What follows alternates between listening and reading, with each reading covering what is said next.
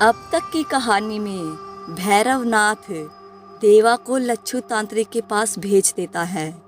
लच्छू तांत्रिक ने भी बहुत सारी सिद्धियां प्राप्त कर रखी थी, लेकिन उन सिद्धियों में अधिकतर सिद्धियां नकारात्मक शक्ति की ही थी, क्योंकि नकारात्मक शक्तियां जल्दी सिद्ध हो जाती हैं और पैसे कमाने में आपकी बहुत मदद करती है। ये बात अलग है कि नकारात्मक शक्तियां अधिक दिनों तक किसी का भी भला नहीं कर सकती हैं। आप जब तक उनको तामसिक भोग चढ़ाते रहते हैं, वो तब तक ही आपका कहा मानती है और भोग न मिलने पर वो आपकी जान तक ले सकती हैं। भैरवनाथ देवा को अपने एक चेले के साथ लच्छू तांत्रिक के यहाँ भेज देता है और लच्छू तांत्रिक से देवा को तंत्र मंत्र की दीक्षा में पारंगत करने के लिए कह देता है।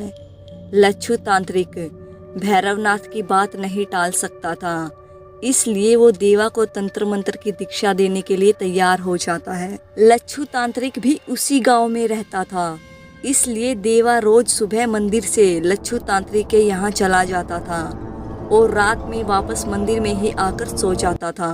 लच्छू तांत्रिक भैरवनाथ को तो देवा को तंत्र मंत्र में पारंगत करने के लिए कह देता है, पर उस पर विशेष ध्यान नहीं देता है। वो देवा से छोटे मोटे मंत्रों की ही साधना करवाता है, जिसे करने में देवा को कोई परेशानी नहीं होती है। देवा को तंत्र मंत्र की कोई खास जानकारी नहीं थी, इसलिए देवा मन ही मन बड़ा खुश होता है कि भैरवनाथ ने उसकी बात मान ली और उसे लच्छू तांत्रिक से दीक्षा दिलवा रहा है। एक दिन लच्छू तांत्रिक के यहाँ एक गरीब व्यक्ति अपने मंदबुद्धि बेटे को इलाज के लिए लेकर आता है। लच्छू तांत्रिक उसके बेटे को ठीक करने के उससे 10,000 रुपये मांगता है और कहता है उसके बेटे को ठीक करने के लिए उसे कुछ खास तरह की हवन सामग्री लानी पड़ेगी, जो बहुत महंगी आती है। वो गरीब व्यक्ति अपने मंदबुद्धि बेटे को किसी भी हालत में ठीक करना चाहता था, इसलिए वो लच्छू तांत्रिक को अपनी झोपड़ी तक बेचकर पैसे देने के लिए राजी हो जाता है। लच्छू तांत्रिक उसे अपने बेटे के साथ आने वाली अमावस्या की रात को वहां आने के लिए बोलकर भेज देता है तथा आने वाली अमावस्या की रात को देवा को भी वहीं रुकने का आदेश देता है। 15 दिन बाद अमावस्या थी। 15 दिन बाद वो व्यक्ति अपने मंदबुद्धि बेटे और 10,000 रुपये साथ लेकर लच्छू तांत्रिक के यहाँ आ जाता है। लच्छू तांत्रिक उसे रात तक अपने यहाँ रोकता है, क्योंकि कोई भी नकारात्मक और पैशाचिक शक्तियाँ रात में ही काम करती है। दिन में इनकी शक्तियाँ ज़्यादा काम नहीं करती हैं। रात में लच्छू तांत्रिक एक जलते हुए हवन कुंड के सामने उस व्यक्ति को उसके बेटे के साथ बैठा देता है और उनके सामने खुद बैठ जाता है और पास में मदद के लिए देवा को भी बैठा लेता है। थोड़ी देर में लच्छू तांत्रिक उस व्यक्ति और उसके बेटे के माथे पर एक भभूत का तिलक लगा देता है और उसकी मुट्ठी में थोड़ी सी भभूत रखकर उनकी मुट्ठी बंद करवा देता है और दोनों को आंखें बंद करने के लिए कहता है और खुद एक कठिन सा मंत्र बुदबुदाने लग जाता है।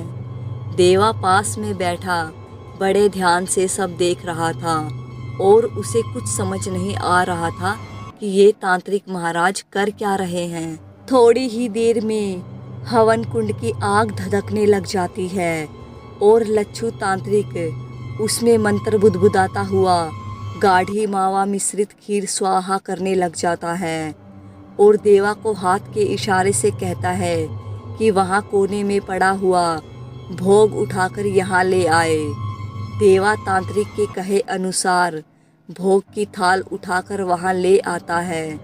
जैसे ही तांत्रिक उस भोग की थाल पर से बिछा हुआ कपड़ा हटाता है, वहाँ दुर्गंध फैल जाती है, क्योंकि उस थाल में कच्चा मांस और खून भरा पड़ा हुआ था। देवा की नज़र जैसे ही उस थाल में पड़े मांस और खून पर जाती है, उसे उबकाई आने लग जाती है उस व्यक्ति और उसके बेटे को भी बंद आंखों में ही उस बदबू से उबकाई आने लग जाती है। पर चंद ही मिनटों में वहाँ एक भयानक सा दिखने वाला आदमी प्रकट हो जाता है और थाल में पड़ा मांस चटकर थाल उठाकर खून पी जाता है और लच्छू तांत्रिक से कहता है, आदेश करे मेरे आका, किस काम के लिए आपने मुझे याद किया है। लच्छू तांत्रिक उस मंदबुद्धि बालक को उसे ठीक करने के लिए कहता है। वो भयानक सा आदमी लच्छू तांत्रिक के कहते ही उस लड़के को ठीक कर देता है। और फिर कब आऊं, लच्छू तांत्रिक से पूछता है। इस पर लच्छू तांत्रिक उस बेताल से कहता है कि अगली अमावस्या को भोग मिल जाएगा, बेफिक्र रहो। देवा लच्छू तांत्रिक के पास बैठा बैठा सब देख रहा था। एक बार तो वो बेताल को देखकर डर जाता है, लेकिन फिर उसे डर नहीं लगता है।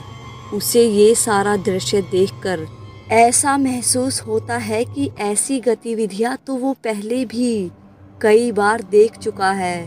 हालांकि इस जीवन में उसने ये सब पहली बार अपनी आंखों के सामने देखा था। हेलो फ्रेंड्स, कहानी कैसी लग रही है कमेंट करके ज़रूर बताइए।